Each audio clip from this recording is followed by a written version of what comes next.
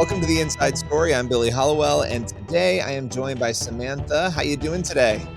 I'm doing very well. How about yourself? I am doing well, and always love having you on. This particular story that we're tackling today, it surrounds Marjorie Taylor Greene's hearing that she just held, investigating baby organ harvesting black market. Which the title of it alone sparks a lot of questions, obviously, and a lot of emotion. But what can you tell us about the nature of this hearing? Yeah, so there were several parts of the hearing. There was discussions about Center for Medical Progress's claims that, as you'll recall from its 2015 undercover videos, they said that Planned Parenthood officials were illegally selling the body parts of aborted babies. They talked about Pow's discovery of those 5 babies, which made headlines in March 2022, ethics of using aborted baby parts in experiments, how this creates incentives for more abortions, and there's some brief discussion about the FACE Act.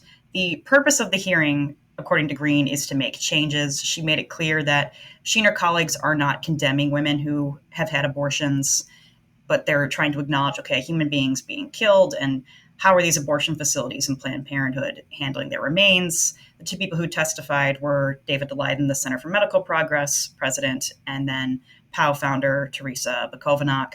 She showed some of the footage of her and her colleague Lauren Handy opening a box that had the remains of one of the 5 full-term babies, and then some of the undercover footage that Center for Medical Progress took was also played. So really a lot of very, very heavy content, obviously, in this. And this is one of those interesting conversations because one side is claiming that this is happening, that there's baby organ harvesting happening on the black market. The other side is claiming that this is absolutely not happening. It's a boogeyman, it's being made up. And so it's one of those situations that is, because it's so emotional and also the details are so confounding, it's a tough one to talk about. But what were some of the most disturbing elements you heard or observed during the videos, for instance, that were played during this hearing? So the POW video of Lauren Handy and Teresa Bukovanok removing the fully formed baby from the box. The video was played during Teresa Bukovonok's opening statement. It showed Handy pulling him out of what appeared to be some sort of solution, lifeless, and you hear her gasp and say, "He's whole." And you can hear them weeping in the recording. Just, it was a fully formed baby. It's rather shocking to see. Bukovonok said during the hearing she's concerned that the baby may have been alive when he was put in the solution, but so far I don't think there's been a lot of formal investigations into that, so it's difficult to say for sure if that's the case, or if there is, I'm not aware of the details of it. It's something that's perhaps not been published yet. Some of the Center for Medical Progress videos were shown too. It's some of the stuff we've seen before, like the lunch with Deborah Nucatola, where it seems she's talking about the cost of fetal tissue specimens, although Planned Parenthood says no, she's actually talking about reimbursement costs for handling and transporting fetal tissue. But one of the videos that really stood out to me was, it appeared to be from some sort of seminar where the speaker was reading quotes from workshops for medical students and providers that are being trained to do later abortions. Some of the quotes were from trainees who talked about, oh, they're trying to find a coping mechanism doing these types of abortions, which included reverence for the aborted child. But then another quote was, an eyeball just fell down in my lap, and that's gross. But I'm saying this to myself, the abortion's going well, it's going safely, so I'm fine. This line was met with some really loud laughter from a large crowd, which Daleiden said during the hearing that the crowd consisted of around 200 providers who do late-term abortions. I mean, when you think about the desensitization that goes on in life in general when you expose yourself to a certain type of content, right, over and over and over again, if these are people who are exposed to this over and over and over again, I think the disturbing part is that laughter would break out over the eyeball of an unborn, of this human being, right? Um, that is shocking. One of the big questions, obviously, in light of you having seen all of this and you've been covering this, did the content, in your view, any of it prove any sort of sale from these baby body parts? I mean, that has been the claim. Did you see definitive proof in what you observed? So, looking at it from a journalist perspective, obviously, I've had to consider the claims that both sides are making. Planned Parenthood denies it, says none of those videos are being taken out of context. They've been heavily edited to make it seem like they're saying these things. Center for Medical Progress argues, well, no, when you get them under oath, they say this is what they say. And it's, I would like to see more, I think, clarity provided because it's not clear. I would say it doesn't look good. So one of the videos that was shown during the hearing, according to Powell, these videos have not really been heavily publicized, that was taken at conferences. So in one, a Planned Parenthood executive appears to be saying that she thinks she can make about $250,000 selling aborted baby parts to STEM Express, which is a fetal procurement company that's come up in CMP's reporting a lot. And then another conversation that seemed rather odd, and I'm not sure if Planned Parenthood has responded to this more in depth, but it apparently was with a Planned Parenthood chief medical officer, and you can hear her on the tape saying, "Oh, you don't want to get too close," talking about a federal ban, and you don't want it to be. She's worried about partial birth abortion, and Daleiden said that the chief medical officer you hear in this video, she's talking about how she thinks she can skirt federal law against partial birth abortion by holding the baby's body with one set of forceps and then using a second set of forceps to pull off a leg. You hear her say this in the video, like, oh, yeah, I can just pull off a leg with another set of forceps. So another issue that Daleiden brought up, he says that when he was undercover, providers and would talk about how, oh, there's paperwork you fill out, which is about their intent, and they just have to check off a box saying that they didn't intend to commit a partial birth abortion, and that someone told him, well, what happens doesn't matter so long as they check off the box. So again, you're seeing people who are in this profession, as we talked about, with the eyeball. And I think they're talking rather candidly. It's in a space where they think they're around their colleagues. And one of the concerns that pro-life advocates like those with CMP and POW have is there's just a lack of oversight with this particular issue.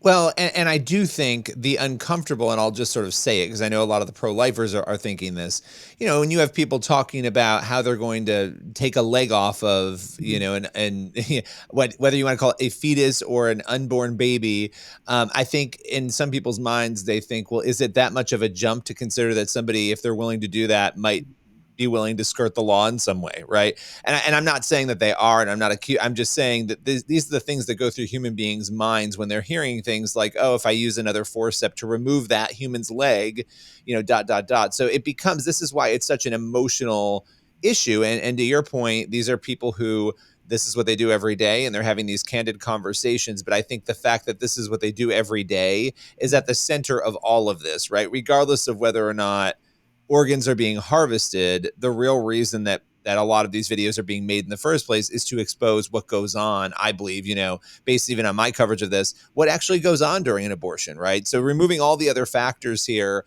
I remember when I covered the Gosnell case years ago, his defense, Kermit Gosnell, for those who don't know, was an abortion doctor in Pennsylvania who's in prison for life, based on how he was conducting these abortions, and I won't get into all the details, but his attorney said abortion's brutal, it's horrible, this is what abortion is. And it was really fascinating to hear him say that, because that, I think, is at the core of all of this discussion.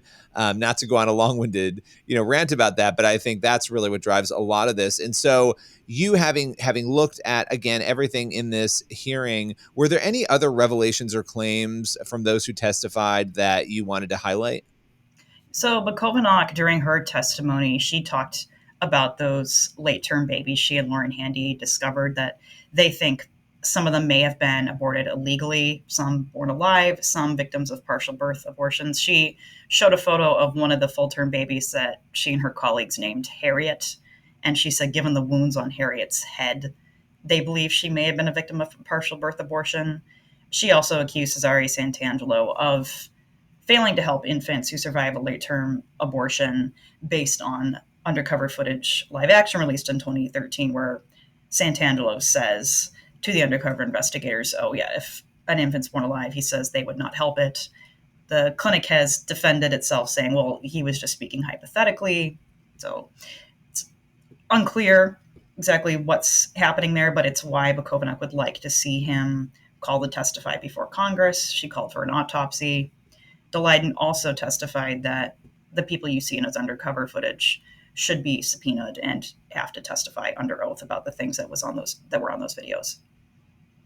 Yeah, I mean, that's the thing too, is that if somebody's under oath, you're going to get more accurate information, you would assume. And at least it would help clear up. There's so much muddy water here that it feels like we need more to clear it up. And that's the challenge, right? Is that we don't have that. We have people making claims and there's a lot of emotion.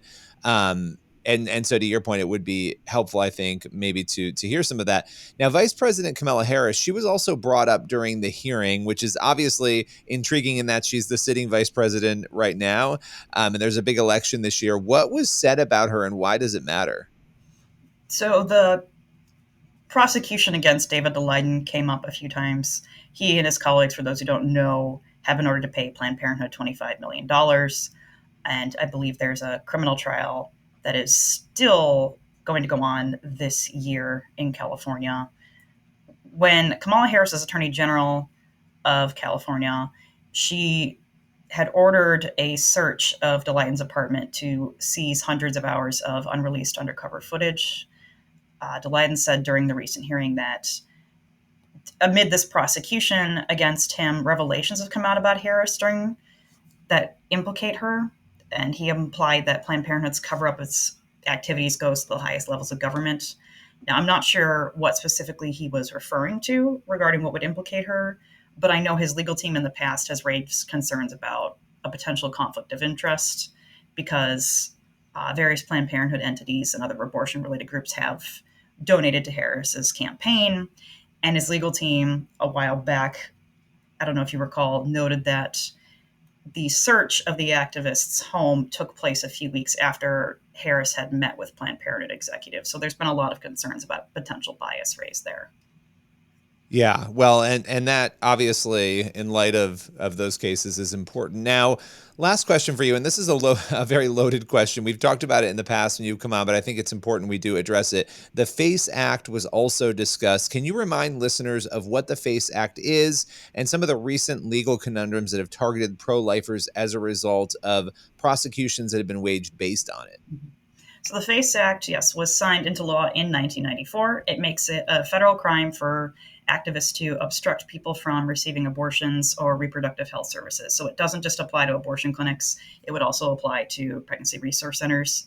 So during the hearing, Chip Roy, who was also present, expressed a desire to abolish it. Marjorie Taylor Greene said the same thing. So as I'm sure the listeners recall, POW's director of activism, Lauren Handy, was found guilty last year alongside several other pro-life activists of blocking the entrance of the Washington Surgery Clinic here in DC. They are currently in jail awaiting sentencing, which is, I believe, scheduled to happen in May. Now, these activists planned the blockade in advance. And when they got to the clinic, they used chains, ropes, bike locks, and furniture to block off the clinic. Recently, also in Tennessee, several activists were also found guilty of obstructing access to a clinic.